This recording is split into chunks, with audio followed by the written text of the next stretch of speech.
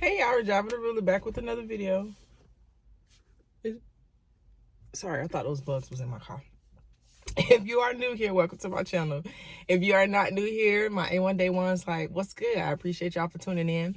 If you are new here, my name is Rajava. I did 8.5 years in the Department of Corrections in the state of Florida, the Hang'em Bang'em state, for trafficking and cocaine. All of my story, well, most of it is documented on my channel. You can just shoot over there and check out the videos if you have any questions, but we're going to get right into it. So I've had a lot of people ask me, like, how did I keep up with my hair while I was in prison? Because my hair is really long and healthy. Now, this is not all my hair. This is like tape ends. I do have tape ends, but a lot of this is my hair. This is my hair in the front. My hair almost touches my waist. It is excessively long, thank God.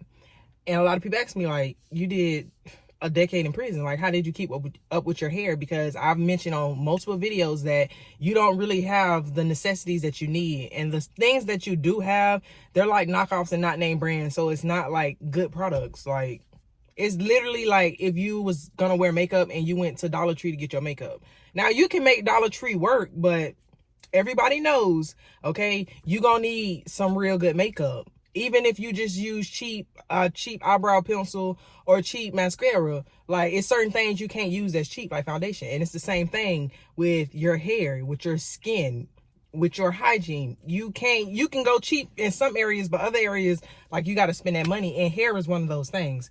Okay, if you're not hydrating and doing your hair like it's supposed to get done, it will fall out. It will leave you, just like a man or a woman. You don't treat them right, they leave. So first of all, we're going to talk about the fact that I was natural. I was natural when I went to prison, and I didn't get a relaxer until 2015. I got out in 2020, and I didn't get a relaxer until 2015. I got locked up in 11. So I was natural for about 4 years and some change when I was locked up, and it was so hard to maintain. But I was the broke, okay? I was broke pressed. So I didn't have money to go back and forth to Cosmo or to pay somebody to do my hair. Like, I would randomly get it braided, like people I was okay with.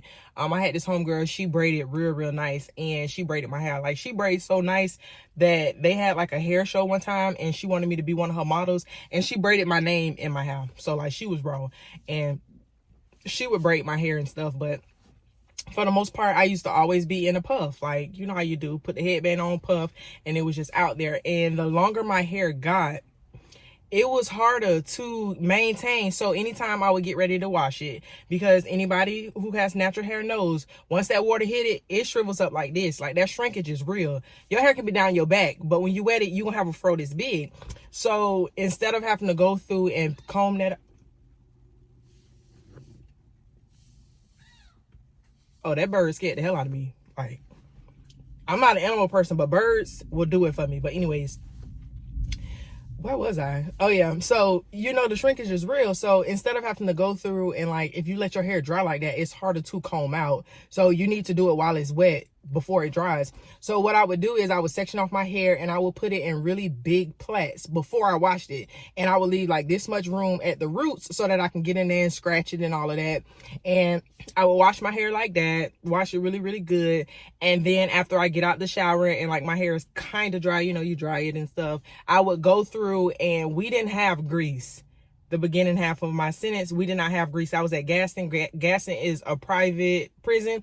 It's up there in Quincy, Florida. We did not have grease, okay? People was lighting up grease and trying to put people on fire, and they was doing all kind of stuff. So they had banned grease for us. And the only thing you really had to moisturize your hair as a black girl or anybody with 4C hair was pink oil moisturizer. Now, if y'all know anything about pink oil moisturizer, it has alcohol in it. It is not good for your hair, especially not something to use all the time. But it was literally the only thing we had to hydrate our hair. So I used to get the pink oil, and I go through in the sections, and I would, like, grease my scalp with the pink oil, and I would take the plait out, and then I would comb through, grease it, and then I would plait it real tight to the root. And I used to have to do that all over my head every time I washed my hair. So I went to bed looking like Celie, like, with plait sticking up on top of my head, because I had to let it dry like that so it would be stretched out. Because, I mean, once again, if you let that thing dry in the fro, it's gonna hurt to comb it out. So I used to do that for so long, and I hated managing the hair.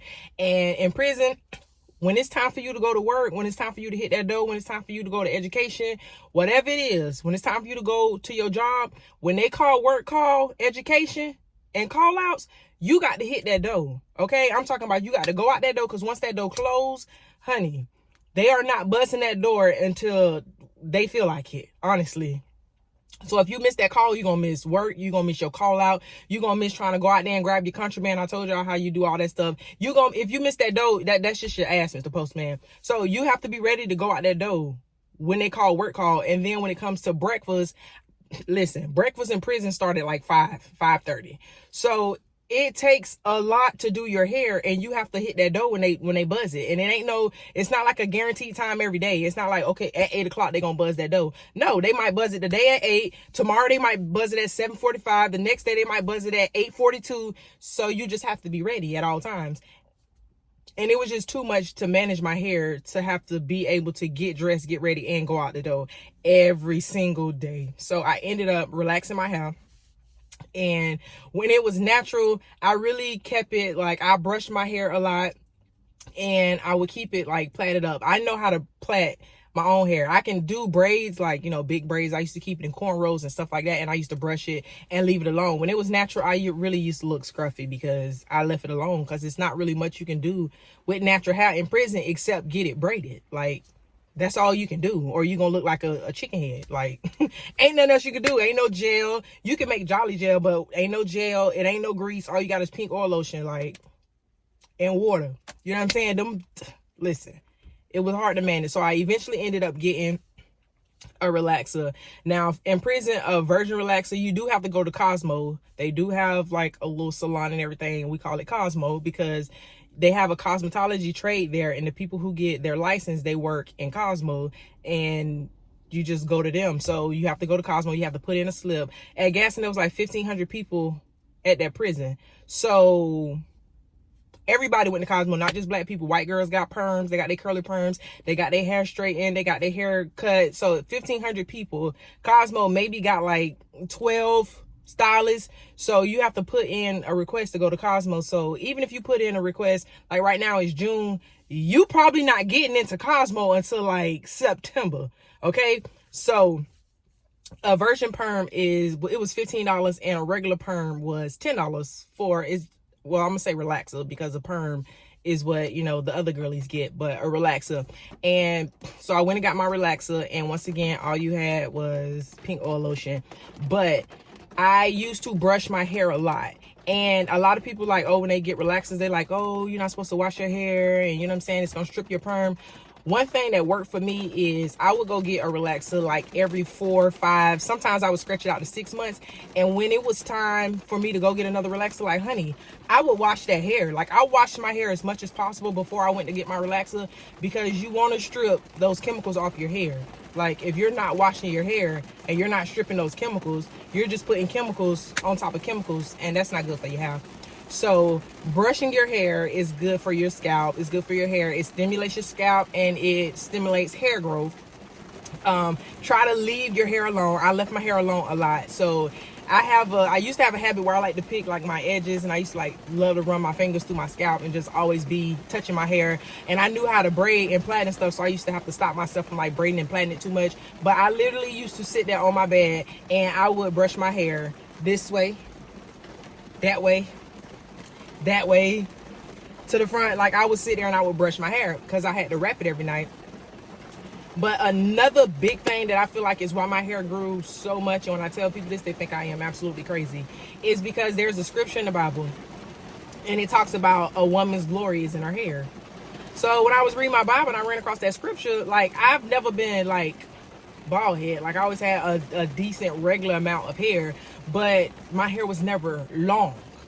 So when I read that scripture, and it was like a woman's glory is in her hair, I was like, well, Lord, why my glory got to be limited because I'm black? Like, I didn't choose to be black. I was born this way. So why is my glory limited because of the color of my skin? Like, so I can only have so much glory because I'm black? It's so many other people who have growth to their feet. So you're telling me by default, I got to have a little bit of glory because I was black. And I stopped believing. I was like, because I'm black don't mean I don't get glory. So I stopped seeing my hair as just hair, and I see it as my glory. So now, like I tell people all the time, I am very humble. But when it comes to my hair, honey, you cannot tell me nothing. Okay, you cannot tell me one thing, and it's because I don't just see my hair as hair. I see my hair as my glory. So, period. But once again, and I used to use a lot of conditioner. Okay, I would treat any conditioner like a leave-in conditioner, but I used to use a lot of conditioner. I don't care about shampoo, but my hair stayed hydrated, it stayed conditioned. I braided, excuse me, not braided it, I brushed it a lot, and I also kept it wrapped. So that is how my hair grew, and then I prayed over it because me and God got this connection. And when I talked about how I ain't understand, he was like, okay, I got you. And that's really how it happened. Oh, thank y'all for tuning in. I appreciate y'all. It is raining like crazy, and now I got to run in the house with these curls. Something told me to film in the house, and I think it was the Lord. I think it was the Lord. Should have listened. All right, I will see y'all later. At least y'all got to see the luscious curls.